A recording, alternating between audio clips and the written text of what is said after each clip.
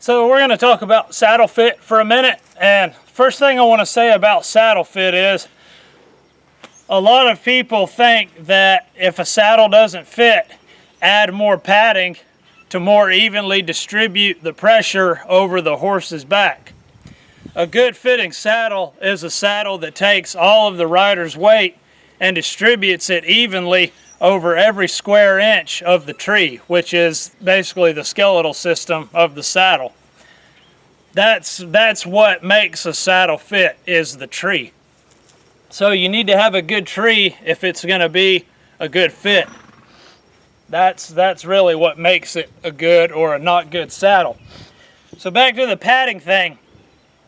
So say you've got, on most horses it's on each side of their withers, say you've got a concentrated amount of pressure over their withers, okay?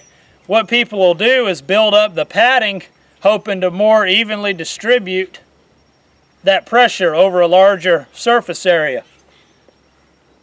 But the problem is when you put more padding, it doesn't really redistribute the pressure. The thing to do is wherever the saddle is pushing too much on the horse's back, you need to take that pad and you actually need to do the opposite. You need to thin the pad on the places that the saddle is pushing the most. That is how you alleviate excess pressure on a horse's back.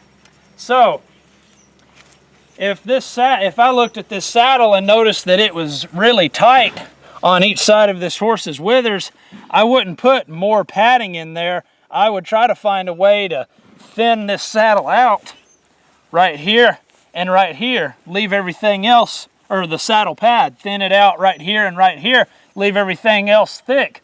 If this pad, if this saddle pushed a whole lot in the center of the horse's back, I would know that because when I went to rock it, it would rock like this, meaning that the tree was too bent down, the tree was too concaved for this horse's back. But notice this saddle, it doesn't really rock a lot, so that's a pretty good fit lengthwise. I can put my hand up under here and everything feels pretty good. I don't feel an excess amount of tree pushing between my hand and the horse's back right there. It feels like that's all pretty evenly distributed. If you notice, I can get my hand underneath the gullet of my saddle here, so we're not going to push right there. And another thing too is you want your saddle to sit down on your horse, almost like you would want your saddle to sit in your horse's back. A lot of saddles just sit on a horse's back, but a saddle that fits well will sit down low and have good even contact across the bars, which are right here, the bars of the saddle.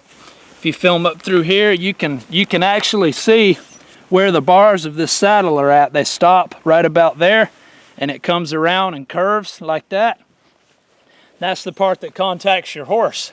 So my suggestion would be get one of those diamond wool saddle pads, or they might be called diamond wool felt saddle pads, but they're made by Diamond. Those work really, really good. What you can do is take like the little saw on a Leatherman tool, flip that pad over, and you can start carving out that pad to make it thinner in some places and let it stay thick in the other places. So what that's going to do is truly alleviate where the saddle is pushing on the horse. Now, if you have a quality saddle, it's going to fit most horses. Some saddles are made for wider horses with no withers. Some saddles are made for narrower horses with high withers. But another good thing you can do is you can put a little Navajo blanket under your saddle and go ride your horse around for about 15 minutes, get his back sweaty, and then pull the saddle off, and you can see if there's any dry spots.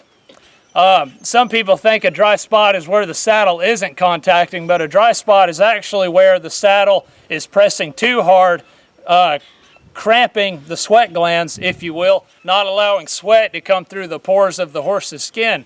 So wherever your dry spots are after that little 15-minute workout, that's where you need to thin your pad at. So you flip your pad over and compare it to find the place on your horse and compare it with the pad.